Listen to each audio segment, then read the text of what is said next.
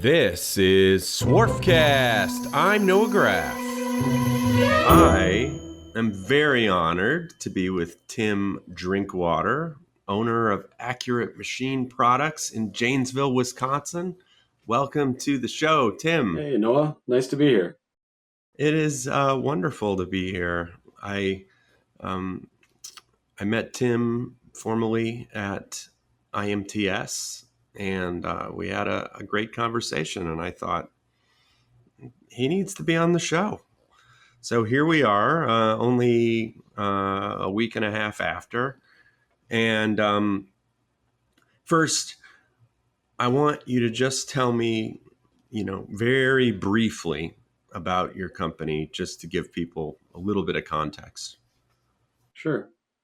We're just kind of your general machining job shop. I founded the company myself out of our garage in 2007. Took it full time in 2008, and we've been kind of growing here and there as the economy allowed. 2010 was a pretty wild ride. We're now in about an 8,000 square foot facility, have 8 CNCs, 8 employees, and kind of just your general run-of-the-mill job shop. That's a bunch of BS. You're not a general job shop. I've researched you a little bit, and you're definitely not.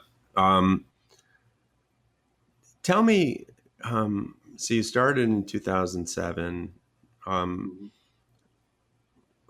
long before you, were making money?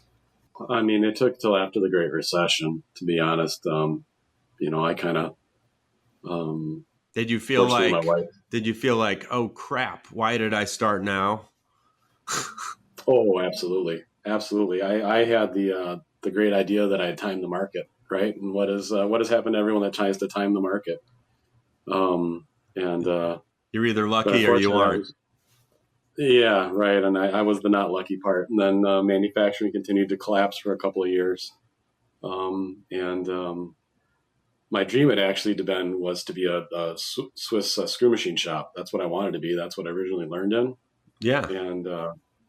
But I had to chase the work we could get, and ended up going more machining centers and larger lathes. And maybe someday we'll get back to the Swiss type. But no, I don't think I really started making money till 2011.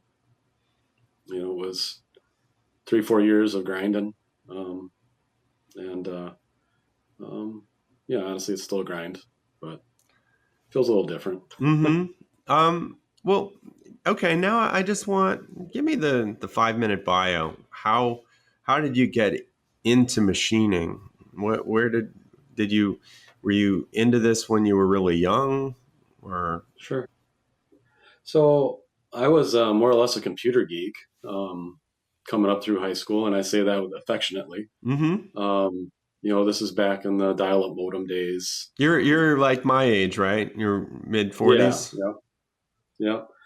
I grew up in middle school with bulletin board systems back then and all that. In Janesville? And in Janesville, yep.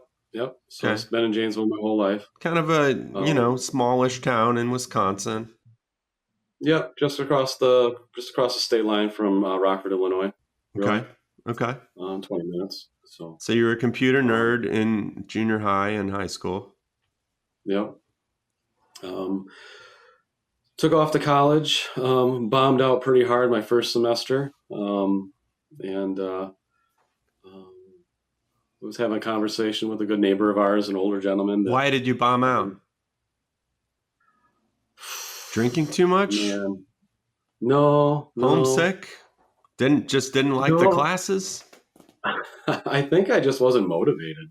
Yeah. I was commuting. I was living at home and commuting to the Whitewater, UW Whitewater, which was 20-minute drive, and I just wasn't motivated to be there,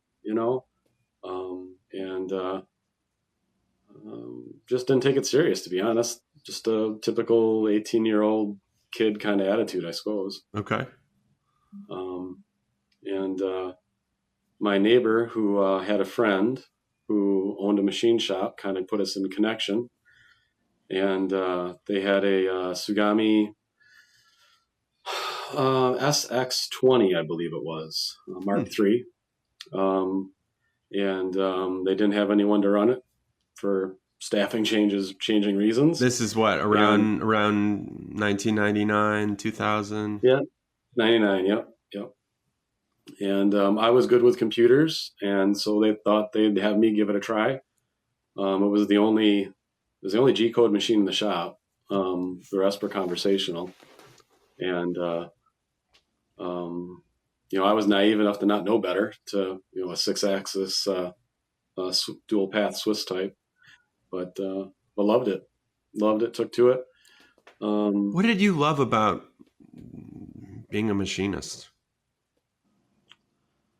um, it's always been the making things. Making parts. But I also like the problem solving. And pushing the limit, chasing out cycle time. Improving surface finishes, improving repeatability, kind of all those little nuanced things you can keep working on when you're doing higher volume machines. I always kind of like that challenge and the problem solving that goes with it. Hmm. Um, yeah, so I ended up working there for a few years, and eventually found my way back into the local community college. Um, was taking evening classes.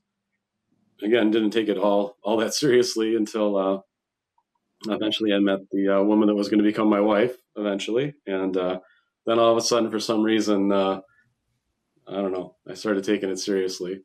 And imagine that happens. Is that And because you figured you could see yourself like, all right, I have the woman of my dreams, the person I want to settle down with, and now if we want to have kids, I need to get my act together and do something to pay the bills. Was it like that, or was it like you just this is a serious person and she made you want to grow up? Or I think it was mostly, I mean, I was, how old were we when we started dating? We've been married 18 years now. We were dating for a few years prior to that. So, um, yeah, I was 21 years old. So, yeah, I was mostly just trying to impress the girl. I wasn't thinking that far down the road. Just trying to impress the girl. Um, and I guess it worked well enough. so wait, you started feeling more serious around 21, Yeah, yeah. which is still pretty young. I over the years I've become a believer in that. Scientifically, our brains, they aren't fully mature until you're like 23, 24. um, so I could see, I often think about myself going to college when I was 18. I often think maybe if I had had another year in the middle, a gap year or something, I might have just been more serious. That's interesting. So okay, so you uh, met your wife, you're 21, and then you started actually paying attention in your classes. Yep, yep. And eventually transferred back to UW Whitewater. And um, eventually finished up there with honors and did a D- short, well, summer Majoring in internship. what? Business? Uh, Operations management, yeah, business degree. Was the closest thing to engineering I could get at Oh, okay. UW Whitewater. Um, you know, UW Madison just wasn't in the cards for me. I didn't have the grades or the cash, and My alma mater. yeah, yeah. So UW Whitewater was really my choice. And closest thing I could get to an engineering degree was operations management. Um, and eventually got through there and um, did a short internship at Abbott Laboratories down in whereabouts near are they? near Gurney. Chicago. Yeah, yeah. And they informed me at the end of the internship that I was more of an operations guy and probably not a good fit for their management program. Hmm. I guess I read that as shop guy, and ended up working for a much larger shop and steel distributor in the Milwaukee area for a few years. And then 2008 is when I took our shop full time. So So you sort of started it in 2007, but you hadn't really like made it your, dove full in until correct. 2008. Yeah. Do you feel Yeah. like what you learned in college helped you with the whole entrepreneurial business aspect? Oh yeah, absolutely. What was it that you learned that um, helped you? Well, I mean, to start with, it's just the general studies, and the understanding of the world around you a little bit better, right? People poo-poo the social sciences and things, but that's people in the world, right? And you got to understand that if you want to sell somebody something, and that's just at the base level of being an entrepreneur is selling something, right? Um, but if you want to get really good about it, you actually have to care about people and show that. Interesting. So I think those help with that. Of course, there's just your general business communication skills. I had a class that was actually called entrepreneurship was one of my electives. So Hmm. they had to write a business plan and all that. Um, Was that a really and important one for you? I mean, realistically, yeah, that business plan became the basis for the business plan I wrote when we got an SBA loan to start the business. Interesting. So, So how do you feel about, there's a lot of people in our industry, in our world, that like to, um, they sort of like to rebel against college and talk down about it. Um, how do you feel about that? um, I feel like college is another tool, right? And you got to use the tool properly to get the most out of it. And I do think that there are times when we're trying to shove a round peg in a square hole or vice versa, right? Um, so I don't think it's as simple as saying we're sending too many kids to college or we're not sending enough to college. It's what's the proper fit for what people are looking to do, right? Though I will push back against the idea. Well, you got to go off to college to find yourself. Well, I don't know that I buy that. I think you can find yourself working anywhere or doing anything. The focus is you got to first focus on I want to find myself, right? Yeah, well, I think you're right. I don't think necessarily working anywhere you can find yourself, but I think you have a really good point. Um, College is a place to find yourself in certain respects, but it isn't, the place. It's also a very fun place to find yourself if you're in the right Sure. place. But I think it's a complicated thing, and it's also just a terribly unfair thing. I hate to use the word fair, but the way you have to become so much in debt to go. Um, Hmm. it's just, I mean, it breaks us into a caste system. It's terrible. But let's get back to you. Uh, okay, so you started the company. You were thinking you were going to do Swiss. You got more into other types of machinery, and you felt like you had learned some stuff about, general human dynamics and selling. So how did you find customers at the beginning? How did you what was how did you break in? It was mostly luck. I'll be honest. Um, the idea of doing quotes and RFQs and things online back in that era was still pretty new, so there was opportunities to do that. And so that's where I ended up getting my two biggest customers were via various quoting platforms and things. Do you think that Um, your savviness with computers and technology then aided you because some of the other competition didn't have that? oh yeah, I would say yeah, definitely. It wasn't my sales skills, it still isn't, but yeah, the fact that we could connect, right? Because it's about making that connection. There's different ways of doing it. You can do it networking at the local tavern or at your commerce business meetings, or in my case, it was online forums and such. So Online forums. Okay. yeah, So you were in forums about machining, and then you sort of showed that you knew your stuff, and then you were like, "Oh, by the way." I can do this. Yeah, pretty much, pretty much. Um, and then, but then where we kind of took it further is that what ended up being my two biggest customers, we weren't just making parts to print. We actually helped them develop and design the product lines. Um, so that's kind of that extra value add. Again, that kind of goes back to my problem solving enjoyment. Um, those are my favorite types of jobs, and customers are the ones where we get to actively engage and involve in the design process. So I see. And then you separate yourself from others out there that are just contractors. And is it is it it sounds like, I mean, that's something that excites you. Is it, as far as a business, maybe more profitable to not come up with the projects with your customers and just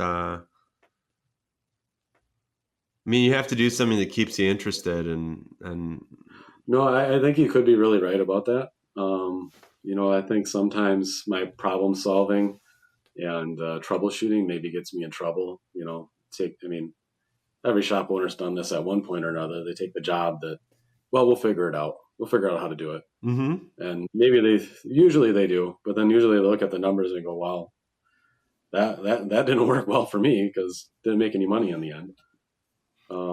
So that's bitten me a few times. Well, you took a job because it just seemed interesting, and then you were like, Yeah, interesting, challenging.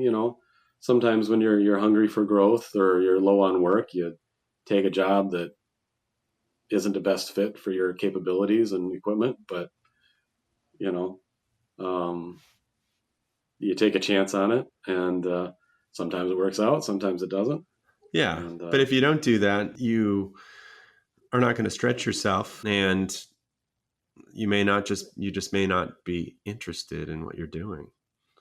Um, Tell me a little bit more about your, so you have another company that's sort of, or brand that's part of your machining company. Tell me about that.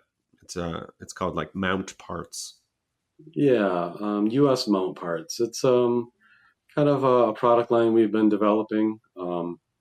It's not nothing too glamorous, but it's for mounting basically devices from ceilings. Call it security cameras or Wi-Fi access points. It's kind of the nuts and bolts that are behind the technology, the physical nuts and bolts, not the software. But if you ever go to your whatever big box store you might be going to, and you look up at the ceiling, you might see 100 different poles hanging from the ceiling. Um, we make those. Well, I was So just thinking about this last night. I got this really fancy camera. I mentioned it to you before this interview, this Sony DSLR, and I hooked it up to the computer yesterday, and it just looked amazing. And but then I, was like, all right, how am I going to shoot myself with this? And it was coming in at an angle, and I was like, all right, well, I could look at the camera, but then I'm not looking at the person. And so I did a Google search, like, how do you put a DSLR on a computer? And then I came up, they sent me to Elgato, which is like, they make mics and webcams and stuff, but they also made these like stands where you could suspend a camera in front of your computer. And I mean, and then when I was looking at your site, I was like, oh, that's something like that. Sometimes boring is some of the most useful things. I mean, so you have a product. This is one of the things that not everybody, but a lot of people covet who we sell machines to. Um, is this something, I mean, is it a patented thing, or this is just like an area you figured, oh, I can make these things? it's kind of a spin-off from no patent on it, but it's kind of a spin-off from a product line we make for a customer already. We have their blessing on this particular thing, but um, it's basically making use of kind of a unique machine we have, where we can load a What's the 22-foot machine? bar length. It's really the configuration that makes it unique. It's a Morisiki ZT 2500Y, and then it has a 20-foot FMB bar loader on it that Hmm. we modified to get up to 22 feet. 22 feet. Um, yep, and it has through feed capability, so we can do parts. We regularly do parts that are 4 feet long by through feeding all the way through the right spindle um, out to an unloading table. So it's kind of unique in that way. It's very efficient. I call it a very expensive pipe threader. So you had a client that needed this, and then you thought, all right, this could be something that could have a lot of applications for other people. And you, Yep, well, that's really smart.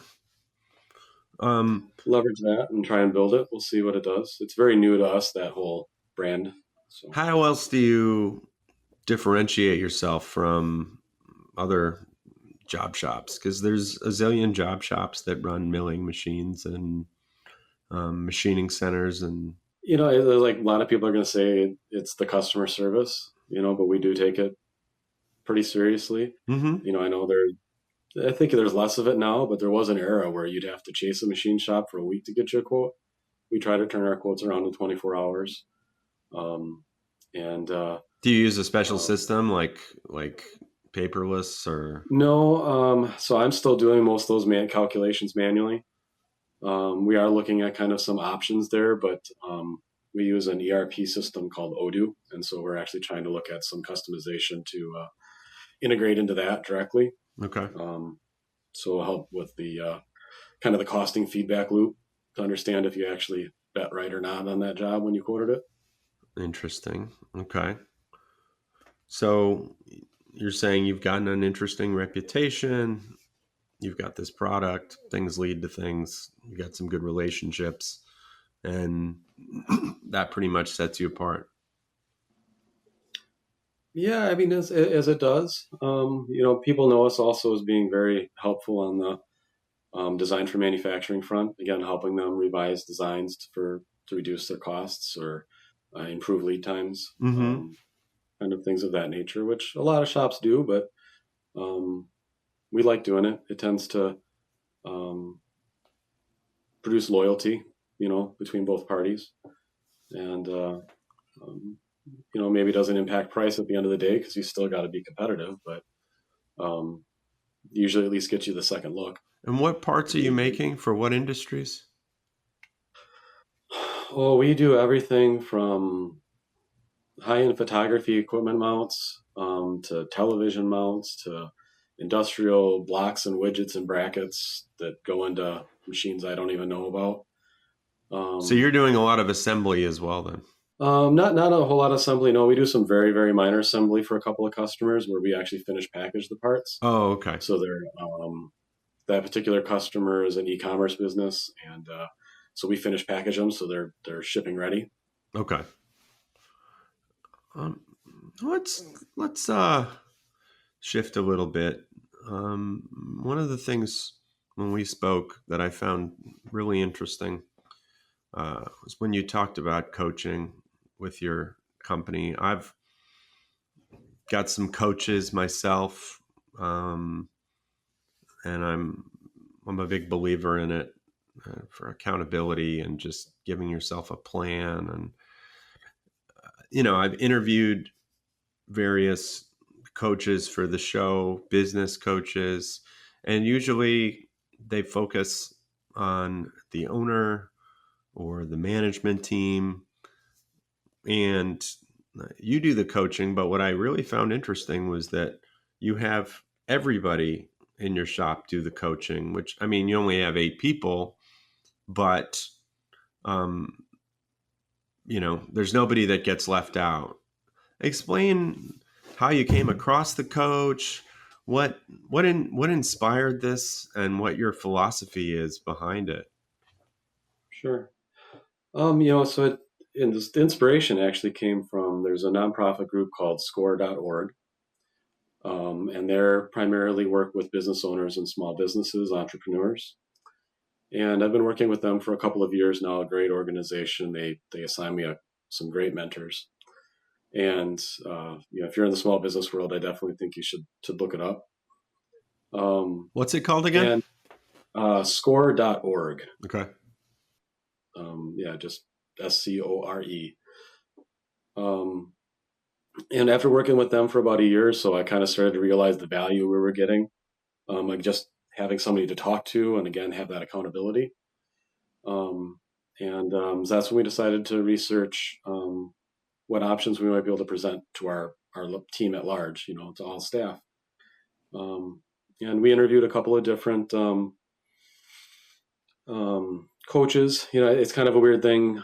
We went to there's a registration or licensing for licensing coaches. And so you can go to their website and you can search through the licensed coaches and things. And we ended up talking to a couple, and we selected one to help us initially kick off with just like a company-wide, 8 people, team building meeting. What was it And about this then coach that made you pick them versus the others? she was just very personable and easy to chat with. She didn't have a specific focus per se. It wasn't like she was, specifically, coaching on a certain platform or anything. She's mostly just wanting to talk to you and help you sort through what your goals are in your life. And So is it more of a life coach than a business coach in a way? yeah, I would say that that's true. I mean, Interesting. she does focus a little bit more on obviously you spend a lot of time at your job. So if Of you're going to course. have a happy life, then you need to make sure you're doing the best out of, getting the most from your occupation. Well, Um, I have a life coach as well, so I know about that. That's a lot of what we talk about. But um, yeah, usually the coaches who I've interviewed for this show have all been 10x your business and do this so you can sell your business later, and versus this is more like get everybody's head together and focus. And am I right? yeah, I mean, so it's individual, so it's not as a group, the coaching, so it's all individual, but it's really the way I figured is if you're living your best life as an employee, your employer is going to get the best out of you. And I mean, um, it's really, really interesting and intelligent. Do you know of any other uh, businesses that do this? I've never researched it, but I've never heard of it either. So, um, So, what has the coach yeah, worked on with you? Let's get intimate here. boy, she's had a lot to unwind with me. And Um, so, the session is what, a half hour every week, every month? a half hour once a month. Most recently, actually, she helped me work through all my last session with her was the Monday after IMTS, and so there was actually quite a lot running through my head then. Yeah. So we kind of changed that whole session up, and she said, "Hey, let's just talk and let's let you get some things out of your head." And um, so that whole session just kind of been talking through So, what things, was it? and I mean, look, I mean, yeah. you're active on LinkedIn. I saw a lot of posts from IMTS you did.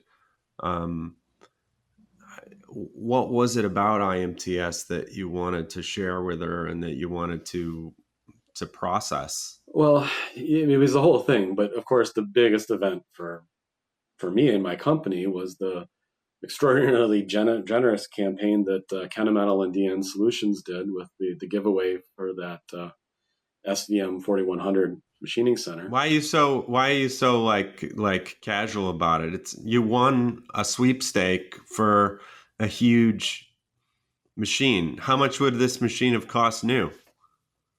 I think the sticker on it is 80 to 90,000. All right, so you won something that you won 80 to 90,000 thing. It's a Corvette, right? So yeah, that's incredible. Was this something that you needed?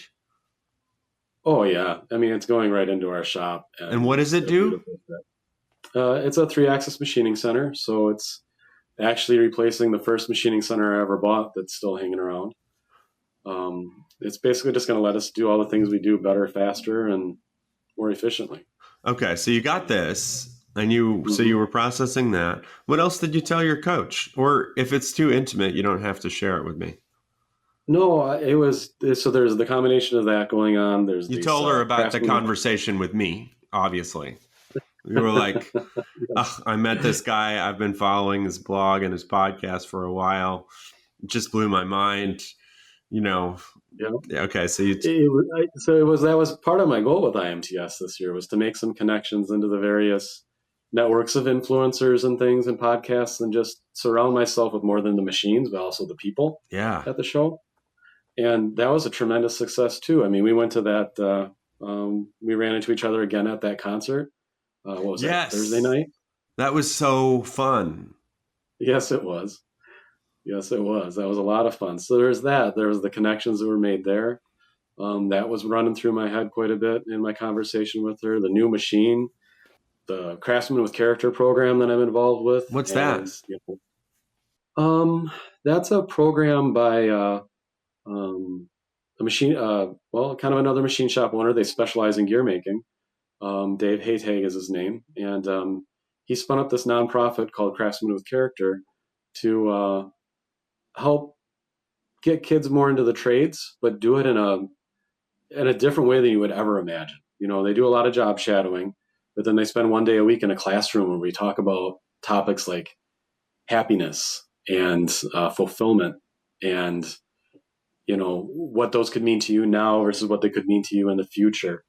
So you And just went trying to to a help. you went to a presentation about that at IMTS? No, no. So that's prior to IMTS even. So I'm actually working every week. I work with a local high school and their students, and I'm doing that. I'm doing that facilitator weekly class where we talk to them about, um, you know, um, those different things that build strong character, and knowing who you are and being confident in yourself, and understanding that you don't have to know everything, and that um, there's always more to learn. Kind of all those things. We're only 5 weeks in, so I haven't been through the whole curriculum yet. But I mean, I could tell from day one of reading the prep materials that this is a foundationally changing program, For them and for you. for them and for me. I walked out of our last. I do it Wednesday mornings. So last Wednesday morning, I walked out of the session with the 6 high schoolers I'm working with, and I was just happy. It was a fun conversation with them. It takes 4 or 5 weeks to get teenagers to start opening up and talking, but um, they started doing it and had some good conversations. Now, I'm a believer in I mean, it's sort of cliche, but I totally believe it that when you teach something to somebody, that's one of the best ways to learn it. So I, you have to understand it and you grow to understand it when you're talking to them. So that's amazing. Um, so you're, are you using some of the stuff that you learn with your coach to do that? Is there a connection between that? I think there is too. So I started working with the coaching about 6 months ago Oh, just myself six personally. months. Okay. Yeah, we actually. I was one of the later ones to sign up. I think I had staff sign up before I did. I was just Interesting. hesitant. I wasn't the first. Why were you Um, hesitant? Because you'd never done anything like that before? yeah, it's that opening up part, right? I'm a crotchety old machinist at heart, right? And So, so what did you tell um, your employees? You said, I'm getting this coach and this is what you guys are going to do? Did you mandate it? well, so it was all voluntary, of course. So no one's required to do it, and only about half of our crew is. Well, I don't see much information on it. All I get is the invoice. I don't. Um, I'm not privy to any of that information. It's very, very confidential. And some of it is like therapy. Like is the person also a therapist? Like my life coach also is a therapist, like when she's not coaching.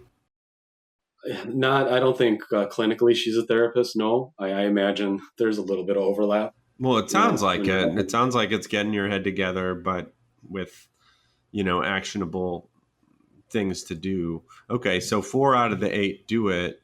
Um, how did you just how did you come to everybody? You said, look, I'm getting this coach for, to help everybody here. I'm encouraging you guys to do it. How did you go about that? Yeah, that was pretty much it, to be honest with you. I mean, we actually had her. She's not local to us. She's in the Midwest, but not close enough to drive in. So she did a kind of a webinar with us as a team.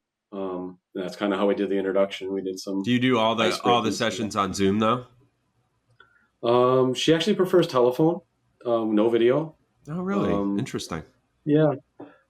She says it just ends up being less opportunities for distraction and people tend to stay more focused. I guess I get that. No, I mean, but So, there's something to that, I guess. yeah. So the sessions themselves usually are just on telephone.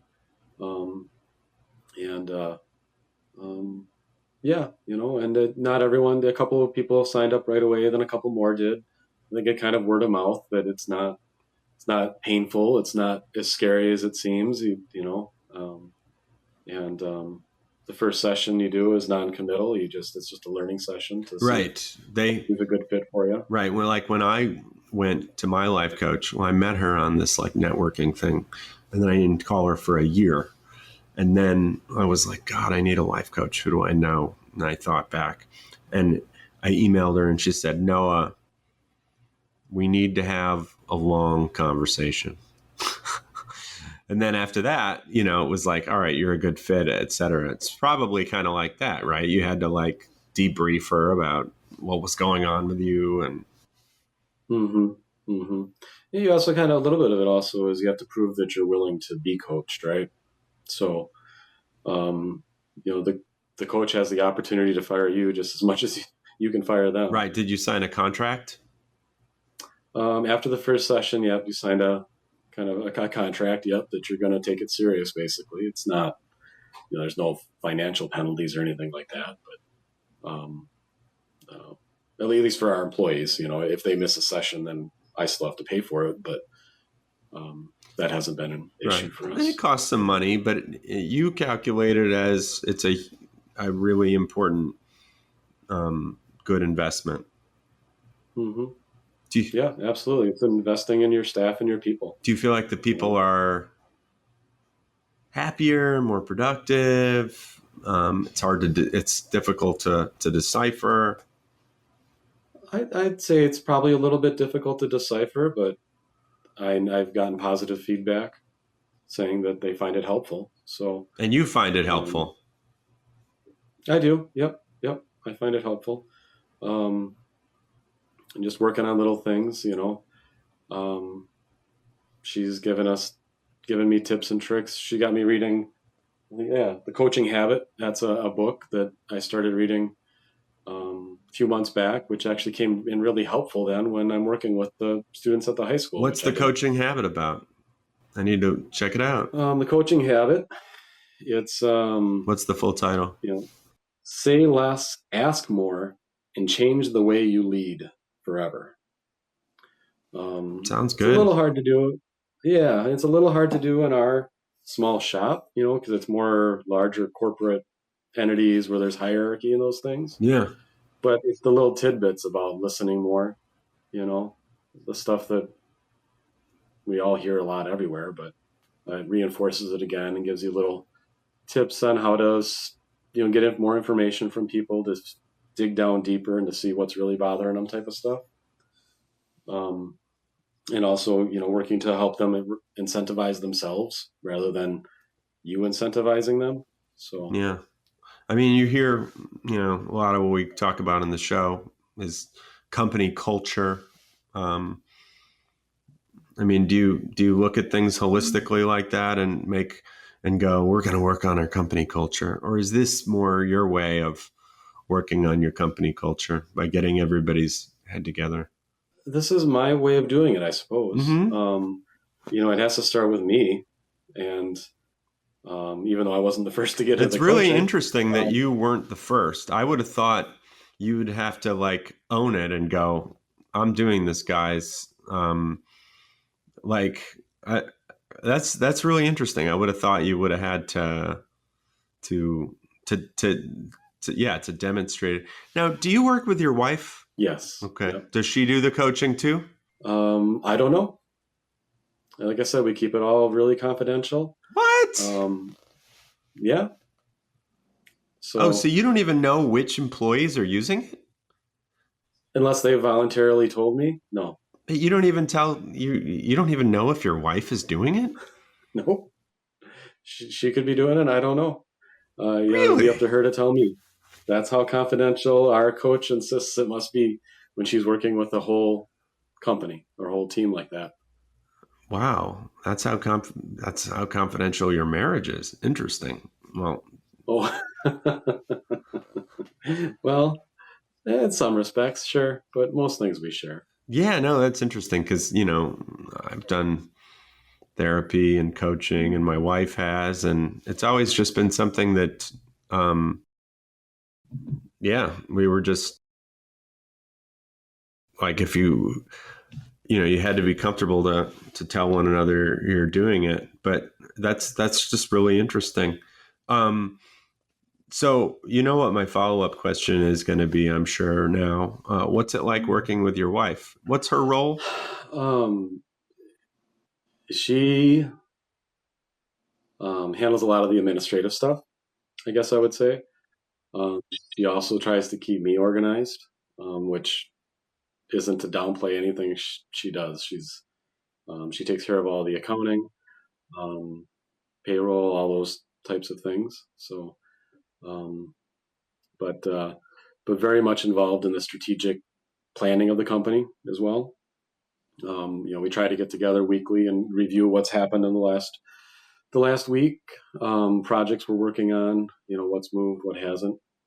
Um, yeah, it's very much a team environment. We lean on each other constantly throughout the week. And it doesn't, do you, I mean, I assume you like working with your wife. I mean, you might, if you don't, you probably shouldn't say that on this thing, but it's just, I think it'd be neat to work with my wife. It would have to be in some other milieu. I mean, I couldn't imagine working with her in this business.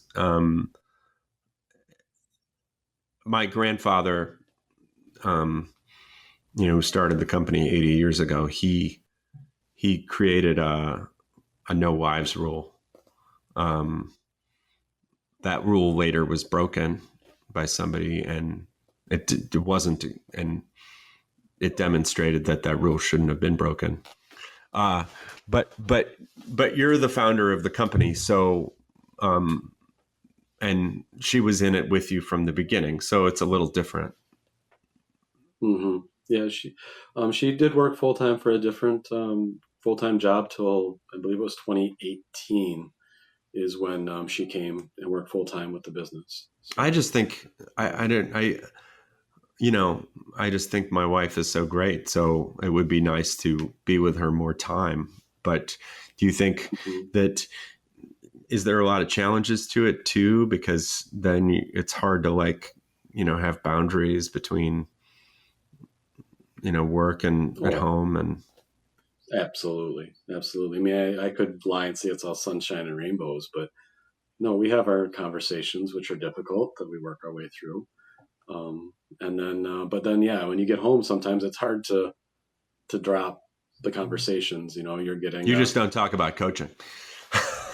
what's that? Yeah, yeah. No, we talk about everything else, but yeah, but yeah, I know you're getting ready to retire for the evening, and oh yeah, we got to talk about that tomorrow. And Yeah, but no, it's worked really, really well for us.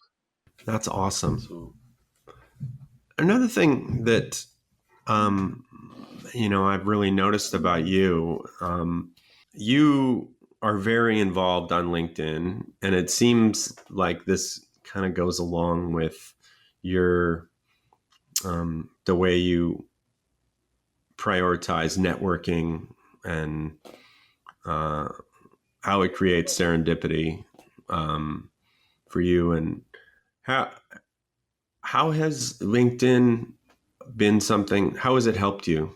I mean, is it just something you really enjoy doing because you you feel like you have a community that understands you, or do you feel like it brings you new business, or do you feel like it just teaches you important things that help you? Um, I'll say it's a little bit of all that. I'll give you the not the easy answer, I suppose. But um, does it bring me a lot of business? I wouldn't say it does. I mean, it's not like people are flagging me down to quote their jobs, but I find it to be more of a long term strategy.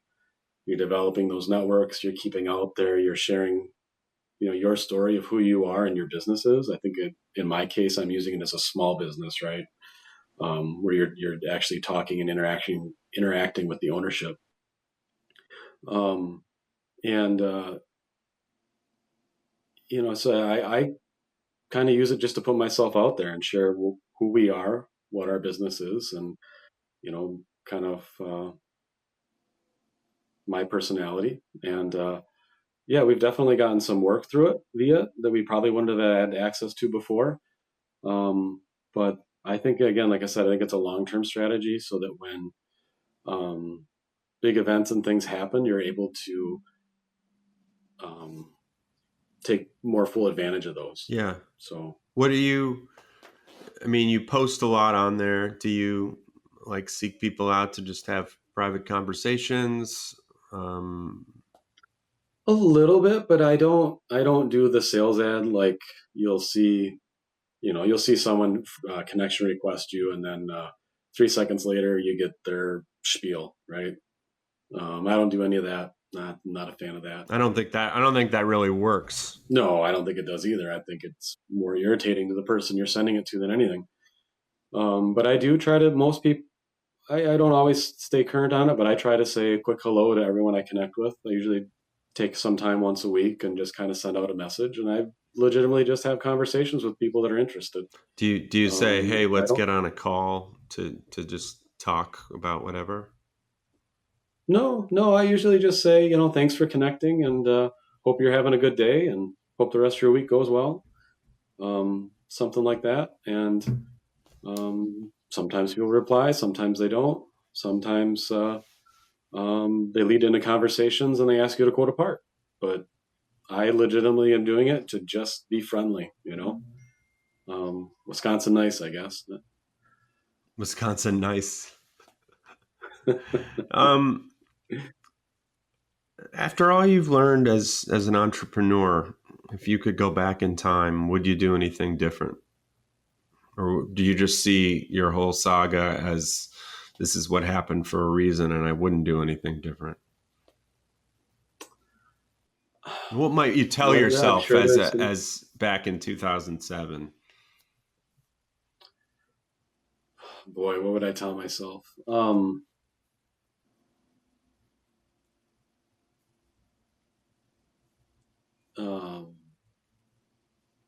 Cash is king. I would tell myself we had a hard cash flow period back then. Hmm. When you're starting a new shop, first thing that goes through your mind is, oh, I want to have all the tooling so I can do whatever I need. Problem is you'll never buy the right tooling for the job that you'll end up taking. And then you end up having to buy more tooling anyways. Oh, And interesting. then the tooling you bought just sits there. At least that was my story on it. Um, but I'm not far along in my adventure here to actually I think I know if I would tell myself to do it or not. Oh, come I think the on. best You've been parts in are ahead. business a long time. It's I mean, you gave a good answer. there were some ups. It makes sense. Yeah, I really think my best parts are coming ahead. Um, Yeah, I've always said for years you can't regret your past because to regret your past is to regret living, and that may sound cliche, but um, I try really hard to not stew on the things in the past and the things I could have, would have, should have. that's really, really smart. And I think so So many, sunk costs, as they would say in accounting. what costs? Sunk costs? Sunk, yeah, sunk costs. It's already spent. Just a couple other questions. Um, where have you seen, uh, what's one thing where serendipity played a big role in your life?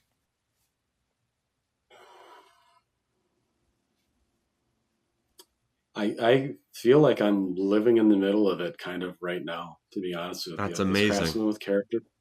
This Craftsman with Character program combined with this, um, the giveaway from Kennametal and DN. I mean, it's all coming together. And um, I couldn't be in a better spot. Wow. Sorry about No that. problem. And that's kind of where I'm at right What's now. what's something you We're learned trying to, last week last week. or Oh, recently? Just one thing. It could just recently. be, you know, something about the Green Bay Packers, or I don't know. It just could be something minor. Let's see. I learned that um, yeah, I'm struggling to think of What you a learned good one to yesterday point out here. or this morning? What I learned yesterday. Um, this morning I learned that some shops you see some other personalities on the various social media, right? Mm-hmm. And you think that they're clearly been doing that for a long time and they're a big outfit and all that.